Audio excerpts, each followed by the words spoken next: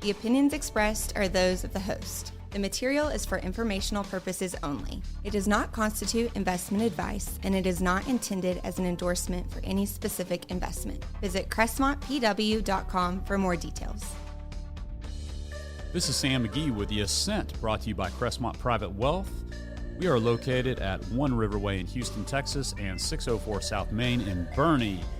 And today we're going to be talking about intellectual property, data, and your brand, your business. Now, this could apply to those of you that are on the trailhead, who are just starting a business, or on the ascent. You're in the middle of developing your enterprise and growing it and hiring and retaining talent. And then at the summit, maybe you're getting close to selling that business or transitioning through an M&A transaction or retiring and looking for that next level of leadership in G2. At Crestmont Private Wealth, we work with clients on the trailhead, the ascent and the summit. And I've got a special guest on the line, Jason Barrett. Welcome to the show. Thank you, Sam. I'm excited to be here. Thanks for having me. Absolutely. So Jason is as our compliance reminder, Jason is a advisory board member of Crestmont Private Wealth and an advisory client. So he has some unique perspectives that he's going to share, but we're not going to be talking about his roles there. We're going to be talking about what he does for a living, and he's got a really interesting journey, a very interesting name in his business, which I love.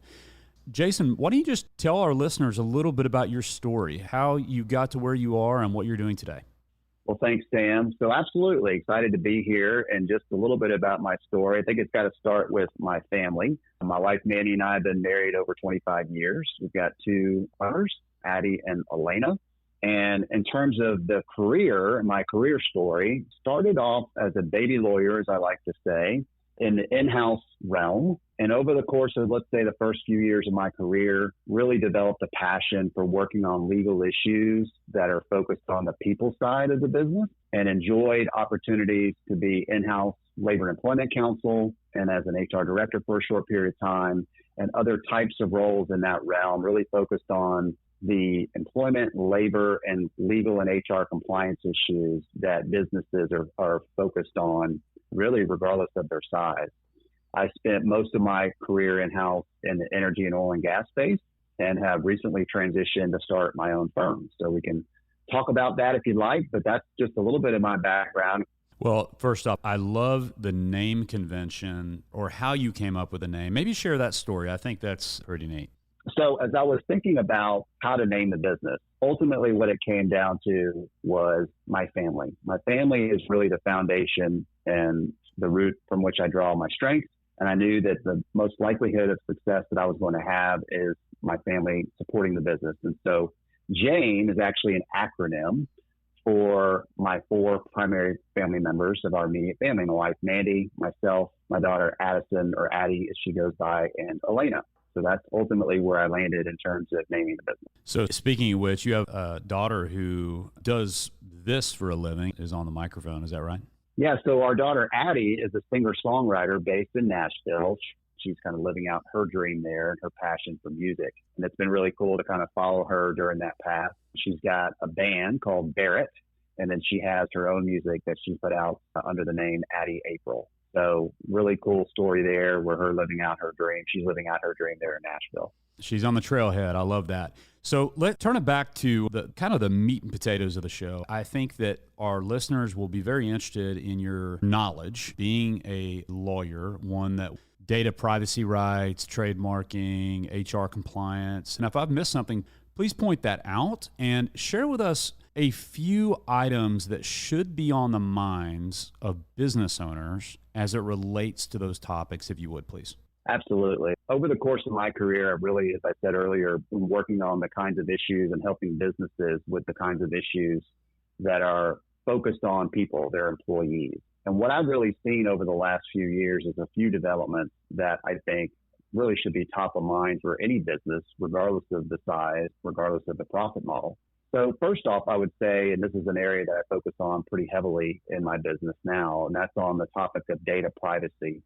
And, you know, that term can be very broad, but for purposes of what I think businesses can and should be focusing on, we're talking about employee data which any business is going to have to maintain and store and manage. There's now 19 states in the U.S. that have overarching data privacy laws that are regulating how businesses need to be managing employees' data and other data that they may have on other individuals that are supporting the business. I think that's one of the high-level takeaways and focus areas that businesses need to be focused in. And secondly, I would say proprietary data, IP, is really the secret sauce that any business is going to have in some capacity. And the need for organizations to really focus on their processes, their procedures, and how they are managing their proprietary data from a trade secret perspective, from a logo, business name perspective, and trademarks and things of that nature. So I think those are two really key areas that I've been focusing on and that I would encourage businesses to also really be doing a deep dive in, especially now with the advent of AI. So many things in the news in terms of cyber security and criminals and data breaches. Two things that I think are really important for businesses to be focusing on. Well, I can use an example that relates to our company, Crestmont Private Wealth, related to your work, which thank you very much for helping us with our trademarking. Dealing with the USPTO is not something that is my forte. What I do every day is very different than what you do every day. And we are professionals in our respective fields. Jason, I'm going to take us back to about, I want to say this was sometime in 2022. And I came to you and I said, hey, we would like to be one of your first clients. I don't know if we were the first, but I had this desire to trademark and protect our brand, Crestmont Private Wealth, because I felt like we were creating something really unique, something that we're very proud of, something that is very involved in the community, very involved in building teamwork and camaraderie, and just something we're really proud of. And so when I came to you, I asked, what does that process look like? My eyes were opened up, and I even learned more as we went. We had to persevere. Take our listeners through that from your perspective, because some people out there are listening to this going, you know what? I do maybe need to protect my brand.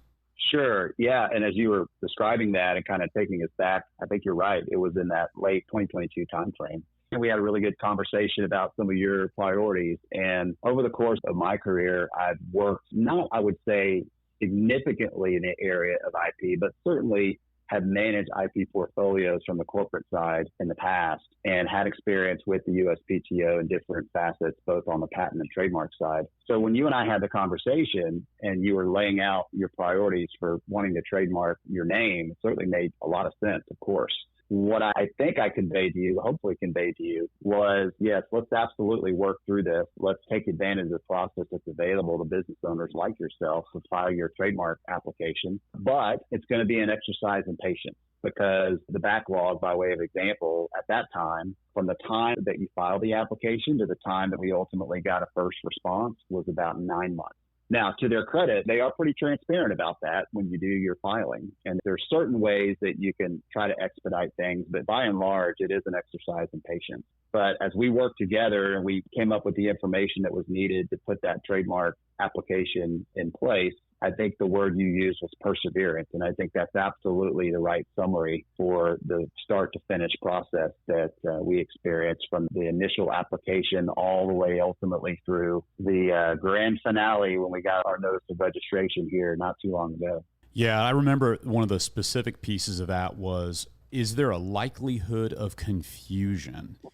We got really granular on giving examples of how we could not be confused with a Crestmont in a different industry, or not to be confused with a bank or with a lender or any other Crestmont that's out there. I was really educated on that, and I found it to be very useful to have someone that was very patient. I'm probably not as patient as you. I'm probably maybe more persistent, so I think we kind of learned from each other in that one.